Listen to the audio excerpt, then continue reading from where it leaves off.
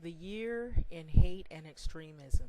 And this is 2016.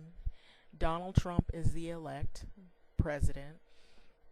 And you'll see in this pictorial all of the different faces that will talk about some similar issues of events that have led up to this end of this year. And it's really sad, but in America, if you just go online and pull up articles of hate crimes and racism and hatred and bitterness in America, you will find, I'm sure you will find enough to fill a library of documented historical evidence and proof and stories upon stories of people who have been mistreated, they've been killed, they've been murdered, they've been slaughtered, and it could be from any reason having to do with hatred, greed, racism, religious hatred, people who hate people of different religions, people from different political views that will use that as a tool or a weapon to create a war. And you'll find that America has a big problem with bullying and hate and extremism. And it just seems like it's even more so magnified in the year of 2016 going into 2017 since that election. And prior to the election in November on the 8th, there was so many protests that were campaigns of political campaigns that were so violent, and it was just really, really violent, where people were getting into fights, they were hurting each other. One thing led to another, to where they had riot police. So people who feel hated have fear, regret, anger. They want to quit. They feel hopeless. They feel voiceless. People who harbor hate oftentimes are bitter. They carry a lot of anger, fear. They're ashamed of realities, denial. They're afraid of changes in society, reminded of maybe their past abuses, because they say a lot of times bullies were bullied themselves, and they mirror that hate or that bullying onto someone else they feel is weaker than them. So bullying can take on a lot of different avenues, where it's not just, it used to be, it was like just the schoolyard bully, and you handled him, with aggression or with embarrassment. But sometimes it can go really bad, where people feel like they have to kill themselves, or they've been bullied so much that they'll go and they will try to fight that bully back, and they take it to a far extreme where they kill their bully and then kill themselves, or they feel like killing themselves. Maybe they don't even address the bullies, they just kill themselves because they believe in all those horrible names that they've been called and all those things that they've been going through. And it could be weeks and months that people won't even talk about what they've experienced on a school campus, maybe around peers, maybe people in their own family, co-workers bully other co-workers.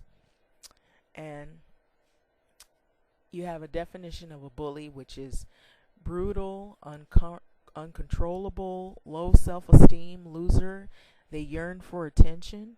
And a lot of times, that part of yearning for attention, they usually like to have other people along with them to laugh at the bad, horrible things they're saying about somebody, to make them feel really bullied and low. So you have religious and political bullies. And that could come from, like, people who hate gay people, and they hate on them, so they use the Bible to condemn them and judge them as if they're perfect. Or it could be other issues. It could be they that you're from a different religion than another person, and they don't like your religion, and they think their religion is better. So there's a number of things going on. So everybody is not the same. They come from different backgrounds. They may speak different languages. They may come from different countries. And here in America, it's like a melting pot. So we have a lot of different religions, a lot of different nationalities and people and walks of life, and also sexual preferences. So you have Obama, and he's ending his 8-year term, and he was what is quote unquote the first African American president. And in the African American community, I've heard things like, well, he didn't do anything for black people, and he did everything for the gays, as if the gay people are only white, when you have black lesbians and black gay males, and they have families. And you're going to be seeing more of this, a lot more of this, because there's laws, there's bills, there's hate crime bills that have been passed, marriage equality, and there's been a lot of things that have tried to reverse some of the things that Obama has set in motion, because of political hatred and religious hatred and horrible views of opinions that, a lot of times you have African Americans who have went through systematic racial oppression and historical oppression, and a lot of horrible things in the past, and even up till now it still goes on. But there are groups that, because they're not gay or lesbian, or they're not LGBT, black people, will mirror some of that hate that has been spewed on them to other black people who don't have the same sexual preferences, or maybe they're not of the same faith. Maybe you're an atheist black person. How could you be atheist? You were raised up in the church, so there's a lot of stuff going on, and I'm sure that's happening in other nationalities, where the kids, they were raised in a particular religion, and as they become adults, they decide to, maybe they were a Catholic, they decide to become Methodist, and your parents, they don't like Methodists, so it could be a number. So there's, maybe your political views changed as you grow older. You were a Democrat, and now you want to be a Republican, or you're a Republican and now you want to become Democrat, or you don't want to be either. So people will hurt you physically, and emotionally, and sometimes people will want to make you, ostracize you, kick you out of the house. They get in political arguments with you. Family members can engage in arguments and hate towards one another. Your people you thought were your friends, you grew up with, can turn on you. There's a lot that has been going on recently, even like before the Thanksgiving took place in November. Because of that election with Donald Trump elect, it just seemed like the hatred was magnified, and even in the homes of people, where people you thought you love and grew up with, or you're close in your family, because they have a different point of view, or you decide you've grown up and now you see something different, and you don't want to be Catholic anymore, or you don't want to be Baptist anymore, or you don't want to be religious anymore, and you're atheist, you get persecuted from your own family members. So this is real. This is a reality. Maybe you decide to be in an interracial relationship. You come from a family where they only want you to marry people within your racial background. So it's a lot of things going on. There's choice and pro-choice, and a whole political argument around abortion. And you have some people who are really extreme. They want to go and blow up an abortion clinic, and then those who they might not be for abortion, they might have views against it, but they don't want to hurt anybody. They just want to prove their point and make their case, but they're willing to listen. So some people are more extreme than others, to the point to where it can cost people their lives. So we're in this time of an informational, tech savvy generation where people are online and you get the same type of hate even online in Twitter, Facebook's, MySpace, Instagram. There's bullying, cyberbullying, and it's a big thing. And people will sometimes even steal your identity, make it look like you're saying things and doing things that you wouldn't do. Um, they're stalking you online, or there's this term called trolling, where they're looking at all the things you say, and then they're mirroring their screenshot of all the things you say, and they're trying to see how they can find out where you work so they can rat on you. And there's workplace bullying.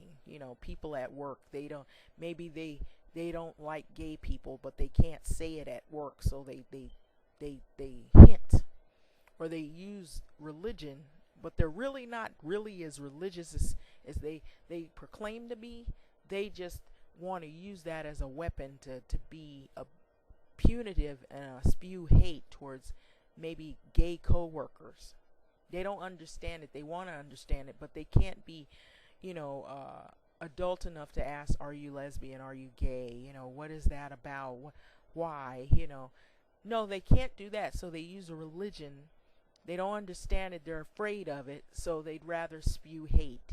And so in the African American community, we come from a long line of, racial injustice and prejudice, and a lot of things that have been done to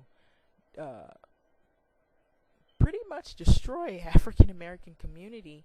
But it has also done a lot to make a group of people very strong and fight for their rights. So, in the same way that it has done a lot to try to destroy a community, it has done a lot to make people speak out. And certain people are stronger than others to speak out on their rights. And so here you have this young woman of color. She's attending a college for the first time, and she's being attacked for her race, for her color, for being black. And the school is predominantly all white, college institution, and she's being told to go home. We don't want you here, and we don't want black people or the N-words here. We don't want you here. And so this is historical. And so black people have experienced this. It's kind of in us to know what hatred and what bullying has been like, because we've experienced it so much. And it still goes on. Even in the judicial system, in other ways now, it's just hidden with all these fancy terms. And it's discrimination, in housing and education, and in the workplace, and in advancing in life. And it does something to you emotionally. It damages you to a point psychologically where you know that you're not these things that these people are telling you, but it hurts on the inside because you can't be black, and you can't be happy, and you can't have the joys that you should be allowed to have as being a part of the society here in America that you've worked, your family and family before you have worked so hard to accomplish. And so you have people of different religions that are attacked. If you're Muslim or if you're a part of a different faith, you're attacked, and you could be even killed, or you be brutally beaten for being a part of that religion. So that's going on here in America, where people feel like they gotta hide their faith, or maybe hide their sexual preference, or they gotta hide who they are. Or there's some things that you can't hide, like your skin color, So you can be bullied for being a woman or a girl. You can't hide those things. And so a lot of times people will feel low, they'll feel attacked, they'll feel scarred or marred because they're bullied for being something they have ultimately no control over. And you have males who are taught to be masculine and to not show any fear and to not cry. And this whole persona of trying to be masculine and be tough doesn't work all the time. And males hurt too on the inside. And a lot of that aggression will come out in some kind of way, and it may not be the best way. And in school, also in high school, teenagers face bullying. Lots of bullying. They're online, they have cell phones, they're talking to their friend on Instagram, Snapchat, and all these new, websites that they've got out, Tumblr, and all these other websites that the kids are on. And so 1 out of 4 teens are bullied. As many as 160,000 will stay home because they don't want to be bullied. 282,000 students physically attacked in secondary school each month, and 80% of the time it's over an argument where the bullying will end up in a physical fight. So you have kids that are in grade school all the way up to high school and college that experience bullying. It could be online, it could be offline, it could come to the school, it could be in the neighborhood, it could be with a gang, trying to get them to join the gang, or maybe it could be they're not joining the gang and that's why they're bullied. Or maybe because they look different, because they're black, because they're female, maybe because he's a male and he's not as, maybe he doesn't exhibit the same male characteristics. He doesn't want to play football, he wants to play the flute. He's bullied because he's a boy that wants to play the flute. He likes to study. He doesn't want to be on his cell phone all day. But of course, I don't think that happens as much. Even some of your smartest kids love cell phones, but I'm just saying, as an example, you get kids that, if he's a guy or a young man, he gets bullied. And a lot of times, if he can't take all that bullying 5 days a week, going to school and people calling him names and making fun of him, it's going to come out some way. And a lot of times it's in schoolyard fights. And these schoolyard fights lately have been extremely volatile and brutal, where kids have been killed, or they're killing themselves, or they get tired of being bullied and they go to the school with a gun or a knife, like what has happened recently. You have kids going to school ready to attack their bullies, but they have gotten to the boiling point where it is boiled over. They've harbored so much frustration from being kicked around every day at school. And the same thing that you see happening on the school campuses can happen with adults in the workplace. And it may not be physical, it could be emotional, where they're being told things.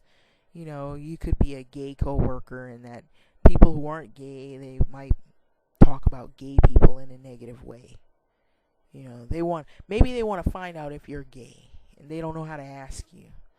And so they want you to, but you need your job so you can pay your bills, and you don't know what else to do, and then you don't want to seem or appear inappropriate, and then people tend to be in cliques.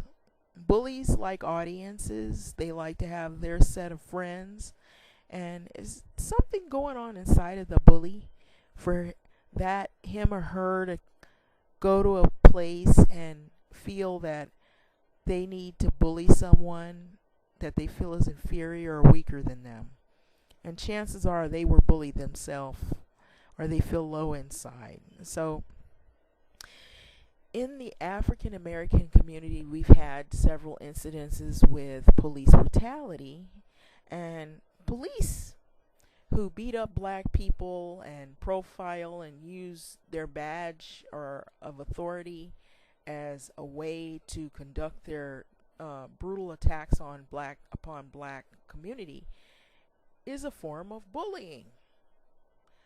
And Eric Gardner was held in a chokehold by a police officer in Staten Island, New York City, and he yelled 11 times, "Stop, I can't breathe." And so he couldn't breathe. So an officer held him down in a chokehold, and this guy, he died. And so we have several incidences Like, you just saw the protest of Freddie Gray, and you saw other protests, all in reference to black males, but we have also black females that have been, attacked and gunned down by police as well. And a lot of this in the black community, we feel, is racially motivated and historically been a repeat of what has been dealt to African American people in history up to now, and still happening. So we also have women who are attacked for just being a woman. They're called names. They're sexually harassed at work. And with being a woman, they already view you as being weak because you're a female. And that's like a gender thing. And there's gender bashing online. And these are all a lot of names that women are called. And they're constantly bashed online. You can be bashed for being a black woman. You can be bashed for being just a woman. And there's this thing called slut shaming. So back to the Eric Gardner thing. I'm digressing here. Eric Gardner died July 17, 2014 from compression to the neck of police Danielle Pantaleo, his chokehold. And he yelled 11 times that he could not breathe to stop. So he lost his life. So people will have fear, regret, anger. They want to quit, hopelessness, voicelessness. People who inflict this pain on others, they're bitter, they're angry, they're afraid of changes in society. And with all this, you can lose sleep. It affects you. It affects you emotionally as well as physically, psychologically. And how does that make one feel when you have to go to work around people who bully you? How does that make you feel when people are talking about your race, or they're talking about your sexual choices and who you date? Or you're going to school and they're bullying you 5 days a week. And adults do it to other adults, and people of color do it to other people of color. And, people of color will bully white people for being white, And there's a lot of bullying. There are males that'll bully women for being a woman. So some bruises are on the inside. We have to figure out how to stop bullying.